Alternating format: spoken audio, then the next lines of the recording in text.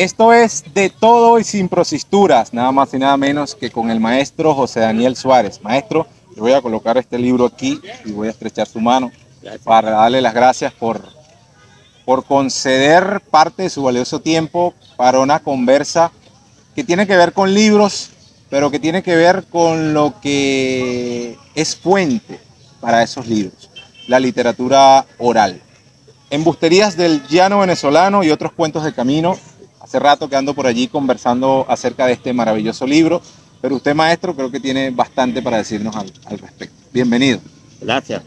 Bueno, te voy a decir lo siguiente. Tú sabes que la literatura oral es, primero, es una literatura muy ingenua. Es una literatura tal vez la más inocente de todas, pero no es la más inocente. Su inocencia está como encubierta. Ese encubrimiento, a ver si pudiéramos revelar un poco de qué se trata. Está encubierta porque está llena de puras verdades. Primero, desde el punto de vista formal, la literatura oral tiene una forma. Son muchos los géneros que están en la literatura oral. Tenemos en la narrativa, tenemos el cuento, tenemos el cacho. El cacho puede ser en verso o en prosa. Tenemos la poética del cancionero popular venezolano. El cancionero en sus diversas acepciones, un 6 por derecho, un 6 numerado, del joropo, del pasaje recio, de las canciones, de los vals, todas las categorías musicales que están allí, esas categorías están dentro de la literatura oral. Incluso en Venezuela no se ha construido el cancionero, hay un cancionero popular. Sí. Ese cancionero popular que se hizo hace muchos años, a mediados de los años 50, pero ese cancionero recoge algunas coplas que se iban manteniendo inalterables. Por ejemplo, esa copla que repetía aquí el poeta Vidal, de acá de Lagunita, que el poeta Isaías Medina lo recoge, su obra narrativa la recoge en Los 100 Cachos Llaneros. Sí, editado por la UNEYES. Editado por la UNEYES. Justamente el poeta Vidal, él decía en los autobuses, cuando se subía aquí a los autobuses de San Carlos, él pegaba una risa muy escandalosa y decía: mujer vestida de negro, dime quién se te murió. Si se murió tu marido, no olvides que aquí estoy yo. Entonces, cuánta elocuencia, ¿no? Y se reía en medio de aquel hombre humilde de pueblo, trabajador, que se subía ahí. La gente le encantaba que se subiera Vidal, y si Vidal lo veían aquí en la Plaza Bolívar, ahí estaba una mata de mamón. Ajá. Y en ese mamón aquí se pasaban cerca del Palacio de Justicia, por ahí pasaban los autobuses. Y si la calle Sucre. Por la calle Sucre. Y si ahí estaba Vidal, la gente le decía al autobusero: párate, Capulina, porque había un autobusero muy pintoresco, parecido al personaje mexicano Capulina. Párate, Capulina, párate. ¿Qué pasa? Decía él. ¿Qué? ¿Se atravesó el obispo? No se atravesó el obispo. Hay que montar al poeta Vidal porque vamos para la Yaguara y no queremos ir aburridos. Bueno. Entonces Vidal iba para la Yaguara dándole poesías a la gente, con esa poesía popular tan bonita. Eran casi como 5 kilómetros de recorrido. De recorrido. Y entonces otro de los poemas que tenía Vidal allí era ese que decía: el que bebe agua en tinaja y se casa en tierra ajena, no sabe si el agua es limpia o si la mujer es buena. ¿Sí? Entonces a la gente le gustaba eso. Ese mundo, y a la gente le gusta eso. Estaba integrado, Vidal integrado a la parte popular, el poeta Vidal, los poetas populares. Estos poetas que son la esencia de un pueblo, esa es la palabra. Sí. Justo, usted menciona la palabra esencia. En el llano, este tipo de personajes, la magia que encierra al hombre y al medio. ¿Cómo ir, maestro, no sé si categorizándose la palabra, yo creo que sí, decodificando, entendiendo esa semiología de la tradición oral, de la literatura oral, algunos símbolos que usted nos pueda ir mencionando. Bueno, la literatura oral, tú sabes que ella tiene su estructura. Tiene su estructura. Tiene una estructura que fue creada, que viene del formalismo ruso, estudiada por el formalismo ruso. Vladimir Pro y otros escritores de la Academia Rusa compilaron toda la cuentística del pueblo eslavo. Esas cuentísticas las han cuidado porque son la base cultural del pueblo eslavo. Patrimonio. Un patrimonio, e incluso cuando se quemó la biblioteca de Stalingrado, que esa biblioteca, el ala que se quemó, ahí estaba toda la reserva patrimonial del pueblo eslavo. Pero no se quemó porque está protegida en unas bóvedas que puede soportar incluso bombas atómicas y todo eso. Cualquier apocalipsis. Ese es el valor que le tienen, sí, qué bonito, ¿no?, a la parte cultural. De allí viene, después del formalismo ruso, va a surgir una corriente filosófica para poder estudiar científicamente.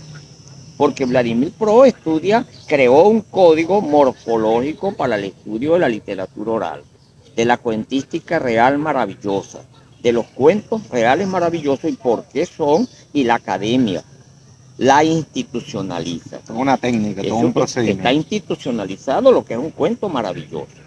Dentro de este libro hay un cuento maravilloso que es el cuento del diablo. El diablo y las brujas. Es un cuento simbólicamente muy complejo para estudiarlo desde el punto de vista de lo que institucionaliza Vladimir Pro. Es un cuento fantástico y un cuento maravilloso. Entonces fíjate bien que hay una categoría allí establecida y determinada. Ya la había trabajado Vladimir Pro, la trabajan los estructuralistas franceses con el colegio francés, con Roland Barthes, con Tristan Todorov, quien categoriza el cuento como cuentos puros. Pero fíjate bien que la gente del llano le dice a los cuentos puritos a aquellos cuentos que no tienen parecencia. Ajá. Ellos no estudiaron nunca a Tristan Todorov. No, para nada. Tristan Todorov, que es un ser extraño académicamente. Tristan Claro. Todorov tiene los cuentos puros. Y la gente del llano dice, ese es un cuento purito.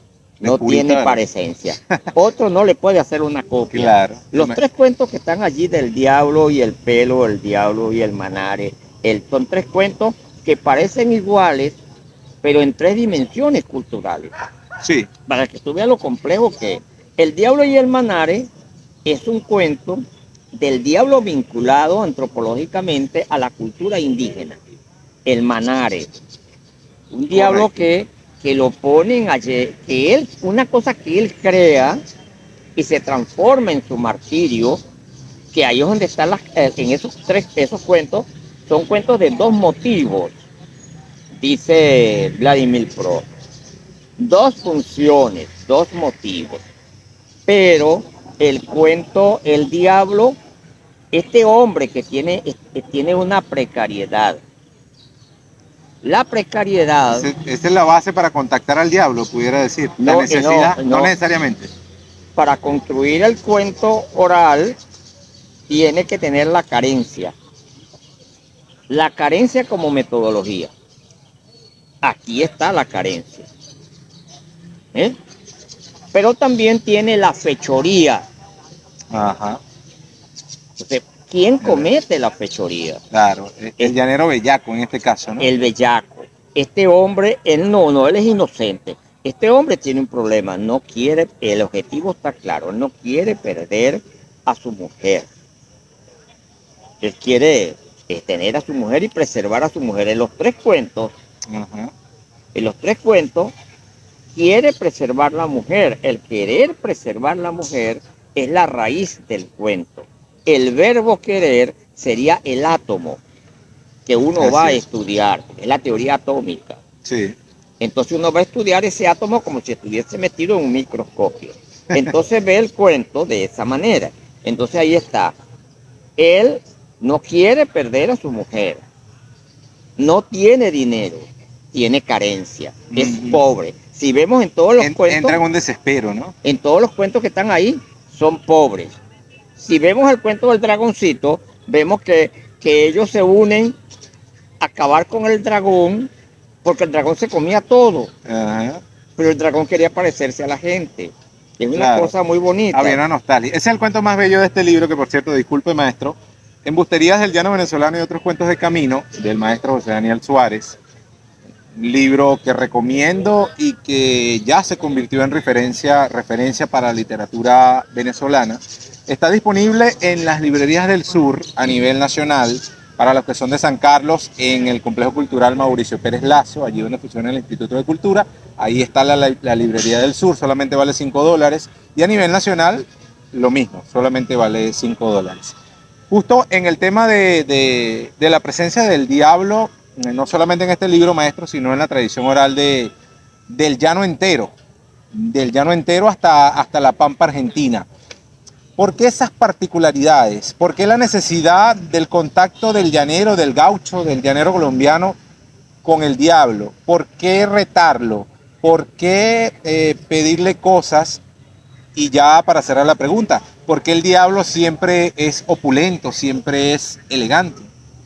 Bueno, yo pienso que la literatura va dando las claves. La literatura da las claves. La respuesta la tenemos en un cuento que está ahí, la fundación del pueblo del Baúl por una pelea que hay entre San Miguel Arcángel y el diablo en el cielo. Bellísima esa historia. Que él se trae a los ángeles pegados del de acá. Esa historia no es del ermitaño. Llega a mí la historia gracias a Vicente Rodríguez. Vicentico. Pero a él se lo contó José Pachano. El problema de los narradores orales es que ellos no le atribuyen a nada a nadie. Eso lo contó fulano de tal. Yo creo que este es el único libro que tiene una autoría. Esta es la versión mía. Sí. Ahora si aparece otra, bueno, aparecerá otra versión. Que puede ser distinta. Que puede ser distinta. No, obligatoriamente va a ser distinta. Ajá, entonces, esa versión, yo digo, bueno, pero lo dijo fulano y lo dijo fulano, ¿verdad? Claro. Es la parte científica. Usted da el crédito aquí. Claro. Entonces, ¿qué sucede? El diablo, cuando llega a la teoría de monológicas a desarrollarse con la evangelización en 1492, ya había una visión en las comunidades indígenas de que todo aquello del daimon, la figura del daimon griego, esa figura empieza a tener vida en ellos porque era atribuida a aquellos seres que los enfermaban. Las enfermedades eran producto de una entidad superior, de una especie de sobrenaturaleza. Cuando viene acá el concepto cristiano, los evangelizadores utilizan el miedo y atemorizan a la población indígena con la parte del diablo. Pero el diablo lo trajeron también los africanos. Sí. La cultura africana trajo al mandinga. No es que trajo al mandinga, sino que vinieron las estigmatizaciones. Correcto. A partir de ese encuentro ya, imagínense, 3 mundos ya mezclándose allí, claro, ¿no? El África, Europa y los aborígenes americanos. Cuando llegan los conquistadores acá, hay unas crónicas de que olieron algo muy sabroso, una comida muy sabrosa que estaban haciendo los indígenas guayqueríes.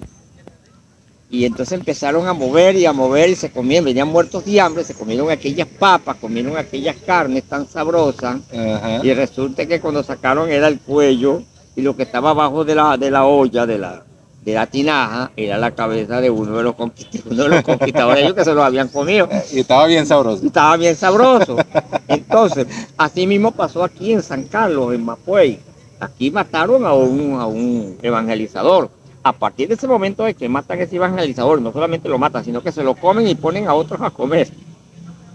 Que venían por ahí de las Tucuraguas, muertos. Y seguro sin decirle que era. Sí, colieron aquello tan sabroso, con aquel cilantrico de monte, tan divino aquello, aquel orégano de nosotros, carajo, y otras plantas que le metieron ahí, otras cosas, y la magia indígena, y bien cocido. Oye, venían muertos de hambre y se comieron aquellos pedazos de carne. Cuando se dio cuenta estaban comiendo los de el cura y supieron era por el anillo del cura. Coño, nos comimos al padre tal.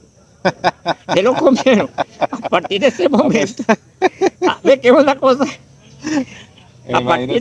A partir de ese momento le empezaron a decir, no chicos, pero este son unos diablos. Sí. Y ese es el diablo tal, el indio es el diablo tal, son unos diablos, se comen a la gente. Y se comen a la gente y eso fue llevado a Europa, que eran caníbales. Sí, sí. Que en efecto lo eran. Ajá.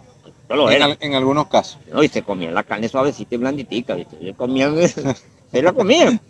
Bueno, lo cierto es que esos caníbales también fueron estigmatizados. En 1536, del 32 al 36, en la zona del Tinaco, recoge la crónica y lo recoge Armando José González Segovia, un historiador muy versado y de nosotros, oye, con una alta credibilidad en sus investigaciones, que es, por cierto, mi tutor en mis estudios doctorales.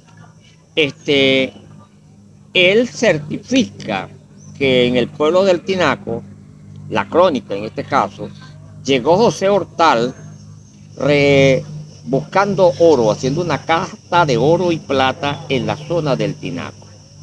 Estamos hablando de 1532. Y venían con él unos esclavos africanos muy fornidos, muy corpulentos, aquellos hombres que los acompañaban.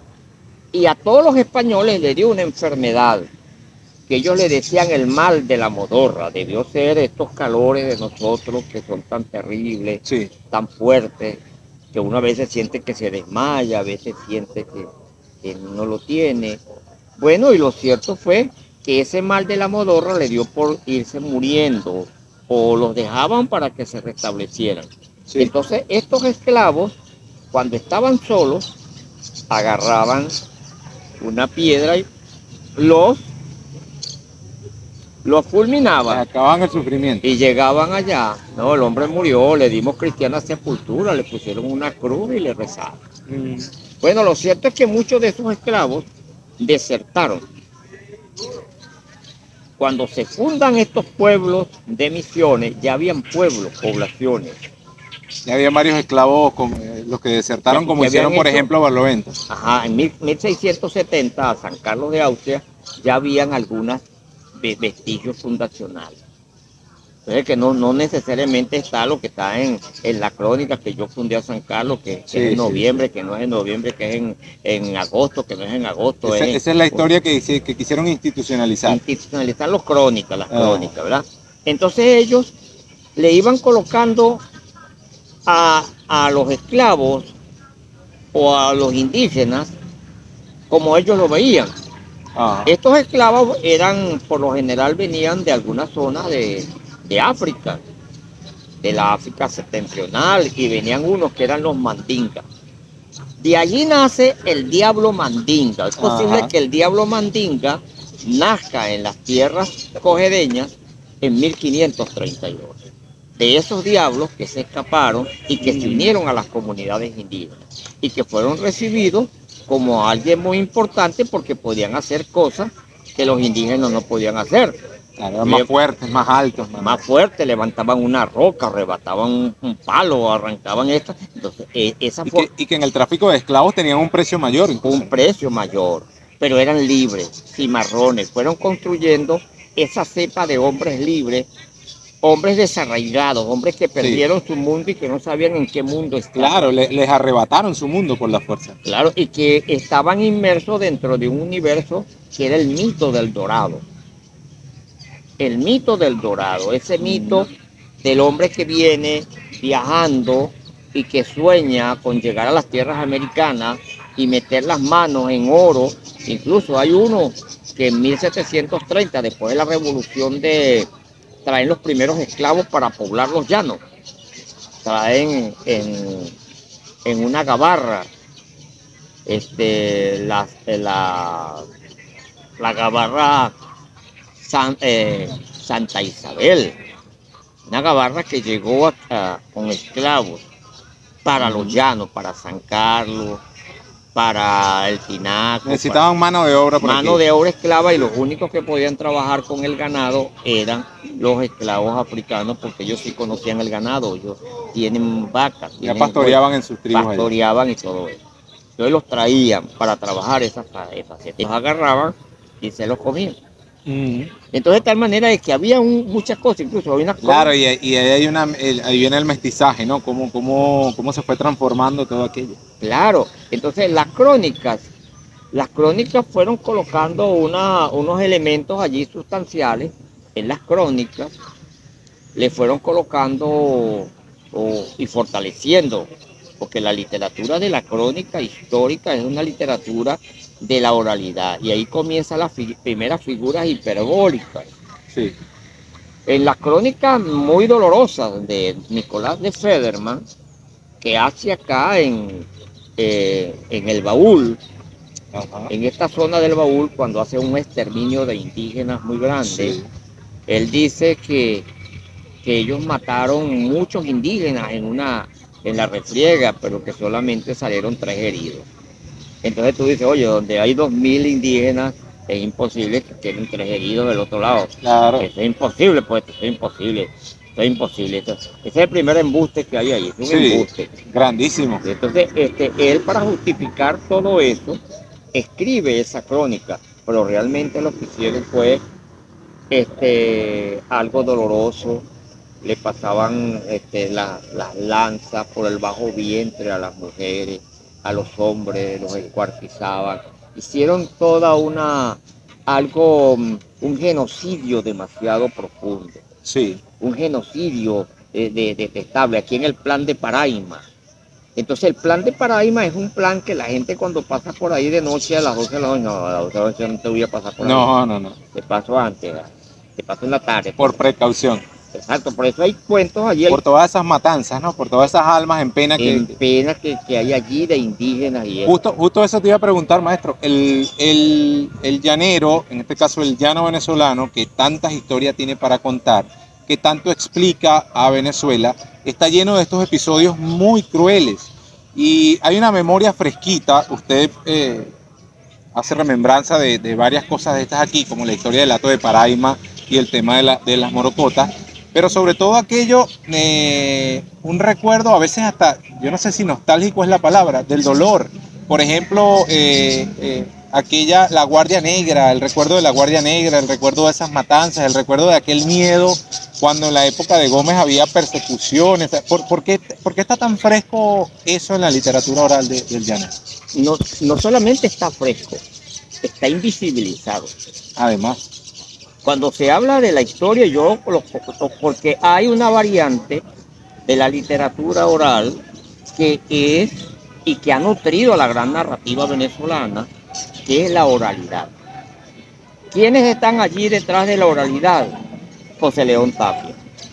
Toda la obra de José León Tapia está nutrida de la oralidad. La obra de Gustavo Luis Carrera está nutrida de la oralidad. La obra de Orlando Araujo tiene de oralidad.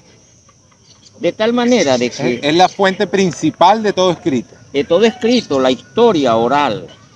La historia oral. Ahí tenemos el caso de 100 años de soledad. Es una obra universal. Universal, que es el coronel Aureliano Buendía, las generaciones de guerreros que tenían esa historia.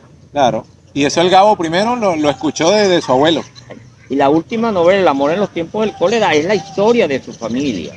De tal manera de que hay personas que están rivalizados con la historia, porque quieren inventar. Aquí no hay nada que inventar. Aquí todo está creado. Si tú quieres hacer una película, ahí tienes la iglesia donde consiguieron a unas personas enterradas, apedreadas dentro de la iglesia. ¿Qué pasaba ahí? ¿Qué pasó con ese teniente de justicia? Sí, hay una reconstrucción. Ahí se puede hacer una reconstrucción a partir del trabajo arqueológico. Aquí hay cosas que hay que seguirlas viendo. Yo tenía una visión del obispo Mariano Martí muy eclesiástica, muy endiosada, muy respetuosa. Pero cuando yo estuve en República Dominicana, que fui a visitar una casa, la casa de la Santa Inquisición, donde tomaban las decisiones de las muertes en América, esas decisiones Tribunal. y el tribunal de ajusticiamiento. Me mostraron el machete rompecuello, un machete gigantesco, como decía allá, que debe, el que lo levanta tiene que ser un hombre como de 2,20 m mínimo. Aquella cosa, la cacha era para 2 manos. Wow. Y tenía remache para que no se partiera cuando cayera en el cuello de las personas. Perverso, ¿no? Toda esa crueldad está ahí en ese museo. Y cuando uno entra al sitio donde se toman las decisiones, estaba el nombre en una de las sillitas de Mariano Martí. Entonces ya la imagen que tengo yo, después de haber ido a República Dominicana, yo para ese entonces estaba escribiendo la obra Matilde Arcángel, gracias a un libro que encontré en la Feria Internacional del Libro de República Dominicana, que trata el tema de los indios yaquis, que fueron los que fortalecieron toda esa hegemonía de las castas mexicanas. Ajá. Estos indios yaquis era tan desastrosa la vida, los traían para trabajar en las haciendas, no le daban de comer, y cuando ya no tenían energía los tiraban por un voladero. Wow. Crímenes que hacían los hacendados, entre ellos esa imagen que está ahí en Pedro Páramo de Juan Rulfo, en el Llano en Llamas. Entonces yo hice un estudio de todo eso y planteo en mi obra ese problema de los ajusticiamientos, esa violación de los derechos humanos. Gracias a eso, ahí vi yo, en esa silla, en ese espacio, a Mariano Martí. De ahí yo me vine y nadie me creía, yo vi ahí a Mariano Martí. Cuando él vino aquí, él venía con otra intención. Y la iglesia que hicieron en el baúl, la hicieron para salirle al frente a una extensión de la cultura negra, esa extensión de Andrés López de Rosario, de la revolución de Andrés López de Rosario. Entonces, que era un corredor por Guama hasta Guama. Entonces este corredor negro, esta cultura de los negros cimarrones, en el baúl se habían arraigado. Claro. Y entonces le crearon una iglesia al lado. Ese mestizaje ha creado en el llanero una especie de resistencia congénita al poder. Naturalmente, es un problema de poder. E incluso estudiando la historia, por eso te dije que no hay que... Ese es un elemento. Si nosotros leemos el del amor y otros demonios de García Márquez, la historia que encontraron en una iglesia allá es la misma historia que encontramos aquí. Sacaron, excavaron y encontraron unas mujeres crucificadas. Sí. Oye, tiene que haber una explicación. Claro, claro que sí. Entonces, ¿para qué? ¿Qué tiene que hacer un investigador aquí? Meterse en esa parte de la historia y construir esa cinematografía. Así es. Como lo hicieron. Contarla, tiene que Claro. contarse. Y tal como es. Claro, ya la escritura, lo que hay en el mundo, por ejemplo, el mundo norteamericano no tiene nada que contarnos. Ya él contó todo. Sí. Es más, vivieron del mundo de Hitler. Sí. Ellos vivieron de la figura de Hitler y todavía siguen viviendo de Hitler. Le da de comer a la industria cinematográfica. Sí, sí, sí. Pero nosotros tenemos que ahora reconstruir esa historia. ¿Por qué ir a la historia? Y esa historia tiene mucho de la oralidad, no la que dicen la crónica. La crónica te dice una fecha, te ubicas temporalmente, pero viene lo que dice el pueblo. Así es. Justamente hablando de lo que dice el pueblo, maestro, usted viene inspirado por ancestros, ¿no? Naturalmente. Háblame un poco de sus ancestros y esa influencia que tuvieron sobre José Daniel y que han tenido sobre la literatura oral cojedeña sobre todo. Bueno, mis ancestros nacieron ahí en la zona, pegado en la montaña de María León Sasorte, en el estado de Yaracuy. Tierra mágica, ¿no? De ahí emigran hacia Tinaquillo, pero nosotros éramos los hijos de los sin tierra. Mi familia no tenía tierra para trabajar, mi familia tenía que trabajar con alguien a medias y trabajar para esa persona. Mi familia sufrió mucho, pasó mucha hambre, mi padre también, mi abuelo, y se vinculan a la revolución. Mi abuelo, en aquellos años, las revoluciones y todo lo que quedó después del Mocho Hernández, de Luis Loreto Lima, esa historia de nosotros, el hombre de las 5L, Luis Loreto Lima Lanzalibre, del Mocho Hernández, la, la guerra acá de la Mata Carmelera, donde murió Joaquín Crespo. Ajá. Esas eran las conversaciones que se habían en mi casa. La guerra de Pedro Pérez Delgado, Maizanta, se hablaba en mi último hombre a casa. caballo. El último hombre a caballo. Yo escribí una obra titulada Maizanta, en 3 tiempos de una revolución. Escribí el Maizante en tiempo de la revolución de Keipa, la revolución restauradora, en tiempos del gendarme necesario, que es la tesis del general Juan Vicente Gómez, escrita por Vallenilla Lanz. De tal manera de que hay una investigación allí que se está dando, ¿verdad? Pero vinculado a mi familia, porque eran los sin tierra. Venimos a tener un pedazo de tierra en el año 60. Mi papá trabajaba con Hermógenes López y era capitán de un hato, el capataz del hato. Y como capataz del hato tenía que recorrer 3 días el hato. Desde Tinaquillo a más cerca de los esteros de Camaguán.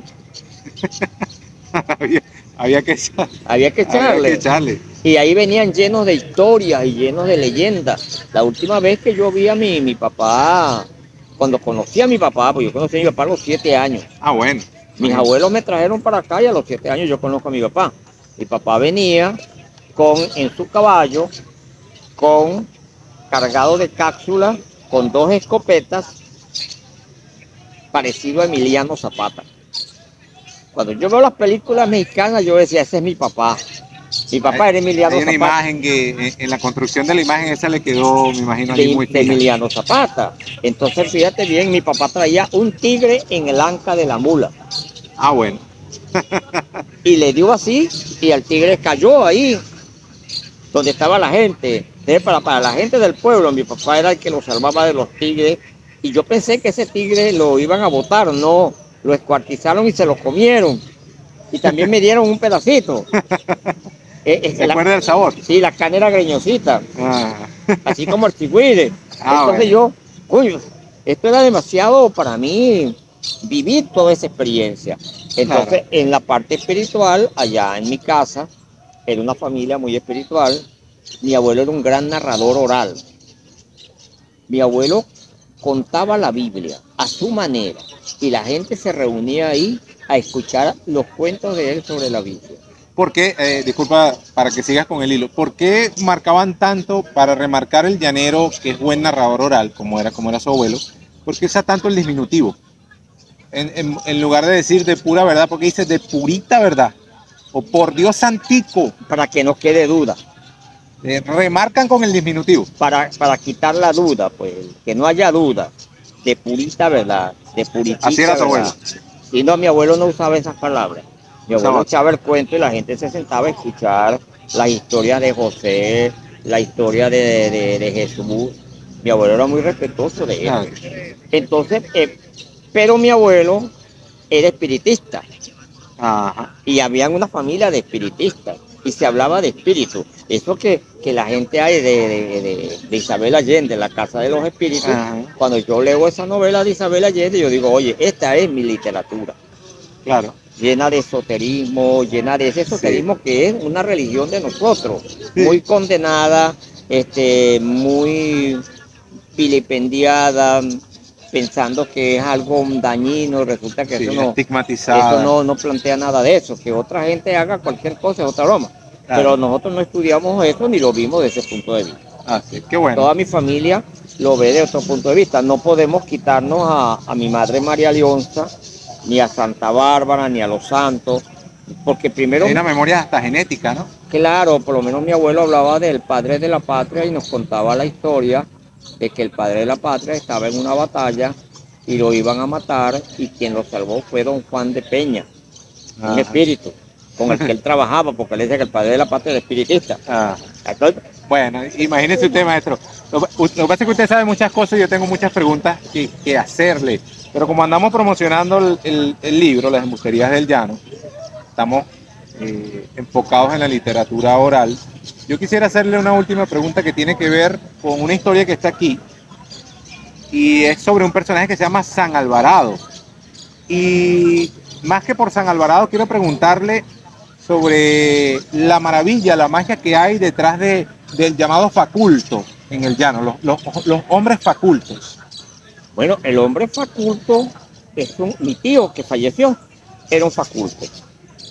Mi tío ensalmaba, un ensalmador. Él venía a la gente de acá de Pimpinela, de todas estas zonas del campo y le decían, don Miguel, tengo el ganado enfermo, se me está muriendo el ganadito. Y él decía, ¿hacia dónde es? Y veía el cielo y sentía la brisa y sentía el viento.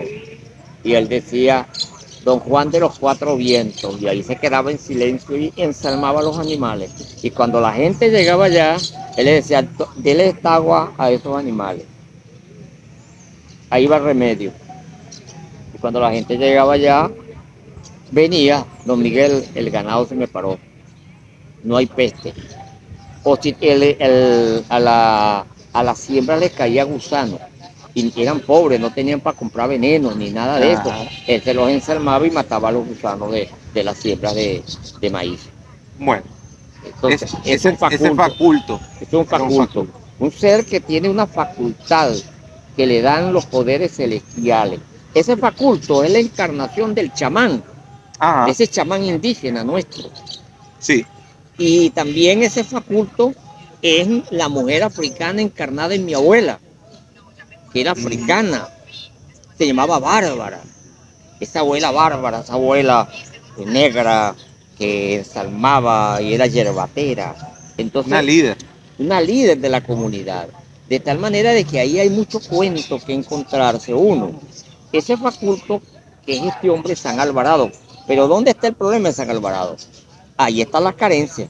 Todo el mundo es pobre, nadie tiene que comer y él busca y todo se le multiplica. Él descubrió un día, él no era San Alvarado, él era un curandero, pero él descubrió un día que se le estaban multiplicando los panes. Diga, yo dejé aquí un saco de maíz, ahora me parecieron 12. Oye, es obra de Dios, es grande. Ya soy grande y él seguía curando gente y metiendo gente y curando gente y metiendo gente. Hasta que llegó un momento en que la gente le decía, el pueblo le puso el nombre de San Alvarado. Él no le pusieron San Antonio ni San Félix, no, San Alvarado. Cuando llegó al cielo eso de San Alvarado, porque la gente no se moría, no estaban trabajando, ellos trabajan allá con los que se mueren. Claro, algo está pasando aquí. Está pasando aquí. No, San Pedro aburrido. No, que hay un santo allá abajo, un santo, dice Dios, pues ¿cómo va a haber un santo? Sí, un santo, señor, un santo. No, pero aquí el que decide sobre los santos soy yo, aquí nadie está diciendo. Sí, hay un santo. ¿Y cómo se llama ese santo? San Alvarado. Busque ahí a ver si hay un San Alvarado, puede que yo me haya equivocado. No, señor, no está San Alvarado. Vaya allá abajo a ver qué es lo que está pasando. Está pasando algo. El pueblo, es un cuento revolucionario, el pueblo lo embiste. Claro. Lo embiste de esa categorización de santo. Sin necesidad de pedirle permiso a Roma. Sí, ni a nadie. No hay nada de eso, no, es una cosa revolucionaria. Claro. El pueblo lo embiste. Y lo mandan a ver si es un santo y mandan al diablo. Y resulta que le gana al diablo más comida y más cosas para darle a la gente. Claro. Y siempre le pone esa condición, ¿no? Tú primero ayudamos a la gente. Si quieres, llévame. Pero primero ayudamos a la gente. Pero también es un santo jugador, un santo humano. Sí. Y cuando el diablo se le transforma en una gallina, se le transforma en una vaina, él lo agarra para echárselo al sancocho. Le echárselo al sancocho, sí, vamos a hacer un sancocho con ese diablo. Claro. Él dice, tú eres loco, tú me vas a comer a mí, pues tú eres loco. Sí, un hombre serio, le dice, ¿cómo vas a ser tú un hombre serio, chico? ¿Cómo vas tú un hombre serio? Un carajo que primero llega con un pajarito, después y al final él es una gallina. ¿Cómo puede ser serio una gallina? ¿Ves? Ese es el dicho llanero. No, pues es serio una gallina, eso es lo que pasa. Al final, él le dice mandan a San Pedro, bueno, ¿y qué es lo que dice ese hombre? Bueno, él está pidiendo dos cosas, señor. Que la muerte le llegue por delante y no por detrás. Hipocresía, de frente. De frente, todo claro, transparente. ¿Y qué más pide? Que él pueda detener a quien él quiera, donde él quiere. Eso sí, menos a los santos. Que él se transforme en una garrapatica chiquitica. Esa fue una petición. Una petición. Bueno, garrapatica. Es mejor que se transforme en una garrapata, así no tenemos problemas. Sí, sí. San garrapata no puede ser. Ah, Ahí sí verá que se mandó a... Dale eso. Eso sí, menos con los santos. Bueno, para él la muerte no es un santo. Y para el pueblo la muerte es un santo. Es una santa. No, el pueblo mexicano la respeta. ajá. Pero no hay santa muerte. No, Le dicen Cristina. sí. Pero no, hasta ahí. Y ya. Y ya, pero no es un santo. No es No. considerado un santo. Ah, como no es considerado un santo, llega un momento en que la gente menos se muere porque el bicho es cura gente, y cura gente, y cura Claro. aquí, cura allá y cura acá. Se transforma un problema en el cielo y le dice San Pedro a Dios, Señor, estoy preocupado. La gente aquí no tiene nada que hacer. Están ociosos, los santos están ociosos. A partir de la acción de San Alvarado. Sí, están ociosos. Y me preocupa. ¿Y qué más le preocupa? Le dice Dios a San Pedro. Bueno, me preocupa que se transforme el cielo en un garito. Diga usted, si no es política, no es una cosa política, una Sí, cosa... claro que sí. La literatura oral es política. Sí, Es un cuento lo es. político. Claro. Entonces él le dice, no, vaya ya. Busquen a ese hombre, mande a la muerte. La muerte dice, no, yo no quiero irme a meter con ese hombre. Porque la muerte fue y lo vio que él estaba haciendo un ensalmo y que estaba haciendo una cosa allí. Y la vio. Y él se fue, yo no, ese hombre me descubrió. El hombre sabe, no ve que la estaba viendo de frente. Claro. Bueno, llegó la muerte, ¿no? Yo vengo, chico, vengo a buscarte y tú sabes que tal cosa. Y le dice, bueno, chico, como tú eres muy ambiciosa, le dice, de concepto, la muerte es ambiciosa, no se lleva uno, se lleva a veces toda vaina. Sí. Dice, pues no te subes arriba de ese palo y ves la cantidad de gente que vienen para acá que yo voy a cuidar. Ahí tienes bastante para llevarte. Ella se subió, cuando se subió, ahí te vas a quedar. Y la dejó ahí, toda la vida se trancó el cielo. Sí, no se murió más nadie. Más nadie se murió, ahora sí es verdad que se trancó la... Claro, esa es una de las historias más bellas que hay aquí sobre San Alvarado. Maestro, me encantaría que le dieran un mensaje a la gente sobre algo que usted, palabras más, palabras menos, mencionó. Sobre la investigación, sobre la reconstrucción de nuestra historia, sobre las cosas que no son tal cual como nos los cuenta la crónica. Me gustaría que para cerrar hiciera una reflexión al respecto. ¿Cómo contar o cómo investigar, cómo descubrir aquello que no nos contaron y que forma parte de nosotros, que está allí siempre? Y no necesitamos etiquetarla o estigmatizarla. Bueno, hay que, primero para meterse en este terreno, hay que ver todo como lo estamos viendo nosotros ahorita. Como estamos conversando nosotros, valorando al otro. Porque el problema aquí es un problema de conocimiento. Hay conocimientos académicos y conocimientos no académicos. Todos los no académicos no son tomados en cuenta. Ahí en la ponencia hay, dentro de las nuevas metodologías de investigación, que son las metodologías horizontales, los planteamientos de Sarah Berkin y Horkheimer y de tantos teóricos, ahí está una crónica, algo que me planteó a mí, cómo veía el mundo Noé Escalona, que iba a mi casa. ¿Quién soy yo para no reconocer el conocimiento de Noé Escalona? El imaginario. Sí. Entonces es una literatura del imaginario. El imaginario está estudiado. Gilbert Durán tiene una antropología del imaginario.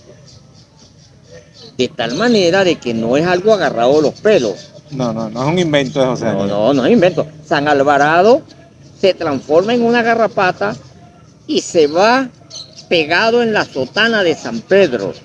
Y cuando llega al cielo, para poder pasar al cielo, o sea, bruto no era sumamente inteligente. Claro. Cuando pasa el cielo, que pasa el umbral, él saltó y se le colocó la garrapatica debajo de la oreja de Dios. Y cuando Dios va a tomar alguna decisión, él es la conciencia de Dios. Desarrolle usted científicamente eso. Hay que ir estudiando y valorando eso. Una persona que va en la parte, el otro día veía a un señor que lo pasan en televisión, que ya falleció, Oscar Zambrano Urdaneta. Él dice, los cuentos de Caracas se acabaron porque esos cuentos dependían de la luz eléctrica. Cuando le pusieron la luz eléctrica a Caracas, toda esa cuentística desapareció y todos esos fantasmas y muertos desaparecieron. No, los cuentos, el imaginario de un pueblo no desaparece, es profundamente una gran alta equivocación. El imaginario de un pueblo está latente cuando la gente está preguntándose permanentemente. Claro, Ese hombre emplazando, ¿no? que está preguntando, si tú eres escritor, aquí tienes un tema y tienes el tema de esa mujer que consiguieron apedreada y crucificada en esa iglesia. Sí. ¿Por qué? No era enferma, tuvo que haber sido ajusticiada.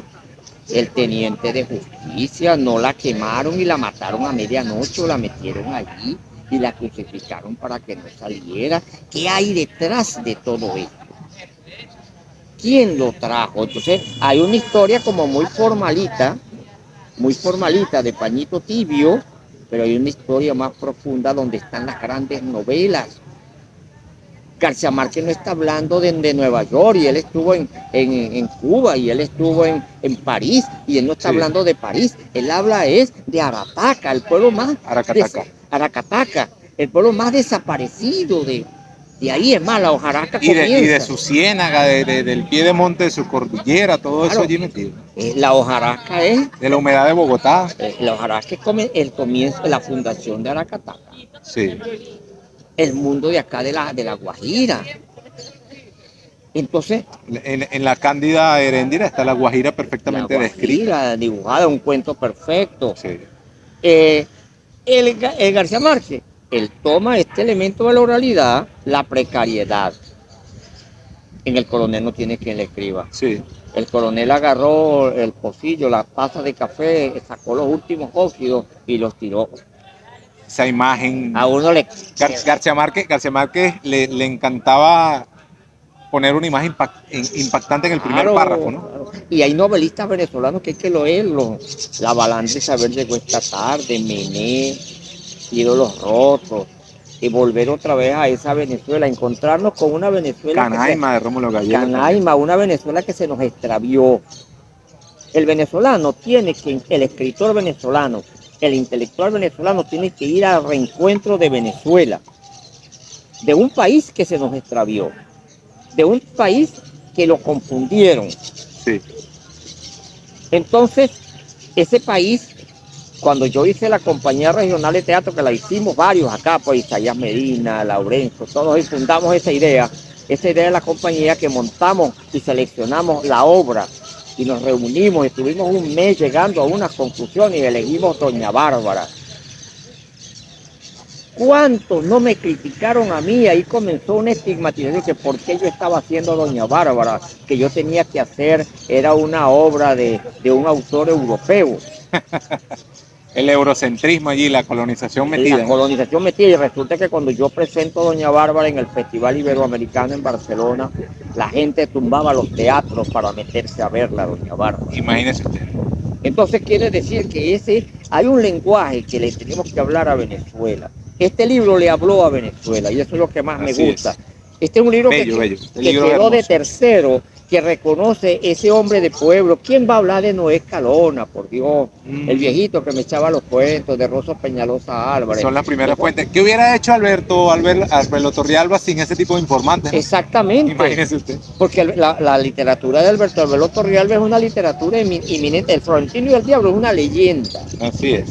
Que se fue construyendo y él le dio forma. Primero era una ópera, porque tenía una compañía de teatro y hacía teatro, y después hizo ese hermoso poema. Hay un poema perfecto. Lo hizo varias versiones para poder llegar ahí a concretar las imágenes. El coplero florentino por el ancho terrapleno. Vaqueros en desamparo lo acompañan en tropel. Los que lo acompañan en tropel. Qué belleza, ¿no? O ese cuento, negra se le ve la manta, negro el caballo también. Bajo el negro pelo de guama la cara no se le ve. pasa cantando una copla sin la mirada volver, y es el que el diablo el diablo es el que desafía a Florentino porque tiene envidia de Florentino, es un diablo envidioso. Así es. Pero el diablo que está planteado aquí no es envidioso, es un diablo amigo. Ahí está un diablo, sí. El diablo, bellaco también. Al diablo que le ganan el caballo. Aquí en San Rafael de Onoto, en una fiesta, y enamoraba a las muchachas. Las enamoraba, es un cuento bellísimo que contrapuntea y él le resuelve. Es un diablo inmenso en el folclore. Ese diablo de San Rafael de Onoto es un diablo conclusivo. Aquel diablo que fundó el pueblo del Baúl es el diablo que le entregan la tierra del llano como su propiedad. Imagínese usted, maestro. Tantas cosas para preguntarle. La promesa de más programas junto a José Daniel Suárez, que en toda una trayectoria hermosa de vida artística y cultural tiene muchísimo para contar, pero bueno, la literatura oral y las embusterías del llano venezolano y otros cuentos de camino para conocer, para seguir descubriendo la literatura venezolana y todo lo que tenemos para contar. Maestro, le reitero el agradecimiento. Muchas gracias, gracias a usted.